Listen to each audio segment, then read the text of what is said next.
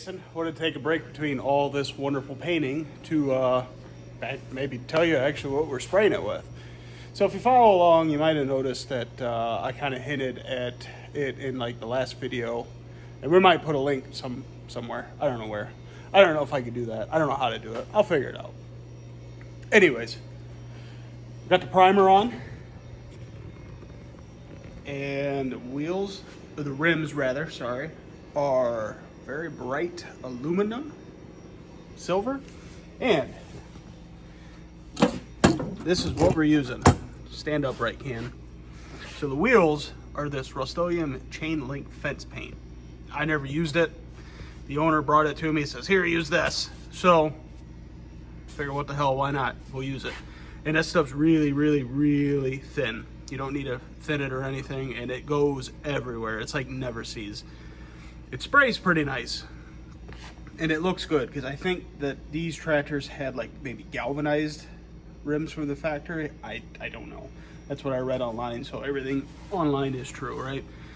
And the stuff I've used forever for anything of this nature is the Sherwin-Williams Sher-Kem and the appropriate primer, which is the Chem Flash. Now, if you've never heard of this stuff, you're missing out. So anything kind of industrial, tractors, metal bins, anything that needs a good durable finish, this is the stuff that you want.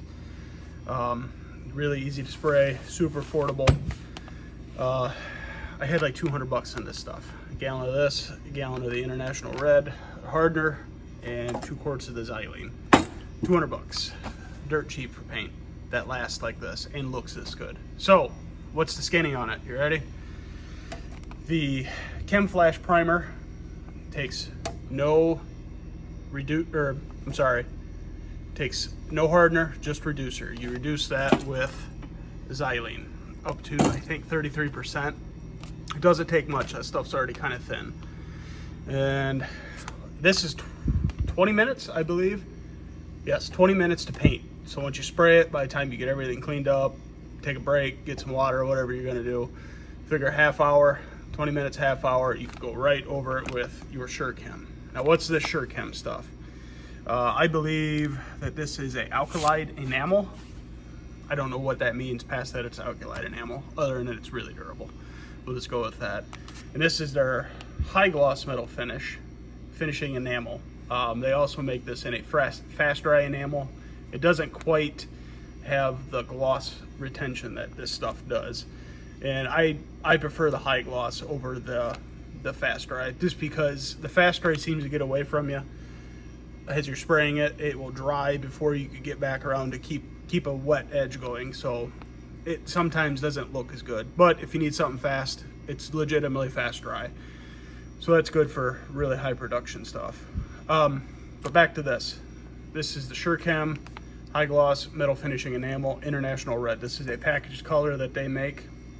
They make all kinds of different pre-packaged colors. They can also mix you colors, and also in different sheens. So if you want flat, semi-gloss, or high gloss, they can accommodate you for that.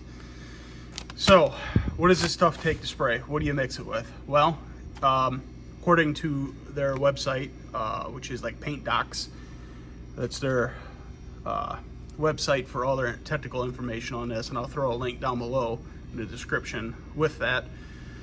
This is like a 8-to-1, 8 parts this to 1 part Chem 400. That's the catalyst. That stuff's really important. If you don't put the catalyst in, it takes like 3 days to dry. It will dry eventually. So 8 parts this, 1 part of this, and then for me personally, I throw in a half part of xylene. That's what they recommend, and then it sprays really, really, really well. So if you're in the market and you guys are looking for something that's going to be very durable, I mean very, very durable, and is also direct to metal, mind you, that you can spray this right to bare metal and it will hold. I promise. I've done it a lot. This is the stuff you want. It sprays really well. It covers better with the primer. So if it's something that's got to be real nice, prime it. Half hour later, you can shoot it with your Sher-Kem and know that it's going to be a very long-lasting long-lasting finish that's going to just look good all the time. Now, there is a downfall. If you run this, you can't fix it. You got to resand it and respray it. So you can't buff it, you can't wet sand it. You get what you get. So be careful when you spray it, because it will make a mess on you. So we're gonna get back to spraying.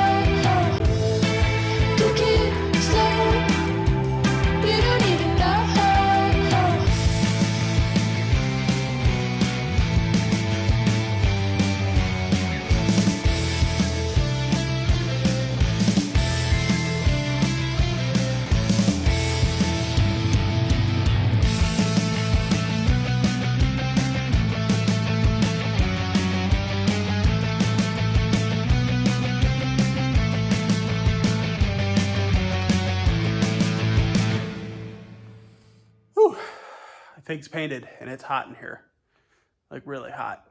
The floor is all sticky. Hear it? Yeah. But before I show you this thing, I want to give you a couple little pointers that have helped me throughout the years, and maybe it'll help you if you want to tackle painting your own tractor, equipment, whatever you got that's kind of industrial and hard to paint. So here we go. Number one, get yourself a good pot gun. What's a pot gun? Paint goes in here.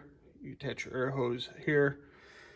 Air and paint or air, whichever one, comes through these lines out the gun. What that allows you to do, you could spray all different angles with this. Upside down, right side up, left, right, whatever you need to do. And that makes it really easy to get around these tractors and oddball shaped stuff. You do need to keep this flat and level. This has got a handle on it, and then the leads are a little short on this. I don't much care for that, but this was literally like $25 at a flea market several years ago. It was in a box of other spray equipment, and it sprays great. That's an old DeVilbiss unit. You can get these. Harbor Freight makes them, Astro makes them. They're pretty affordable. There's only a handful of companies that make affordable ones. Past that, you get into the industrial commercial ones, and then they get expensive. So that's tip one, get a pot gun. Second tip, this is just a regular flashlight wrapped with saran wrap, a little bit of tape on it to hold the saran wrap on, and a zip tie on the hook. And you turn that sucker on, and then you can see where you're spraying. That'll save your bacon, I promise. That's easier than trying to hold the spray gun and the pot and maneuver around. It's all right there.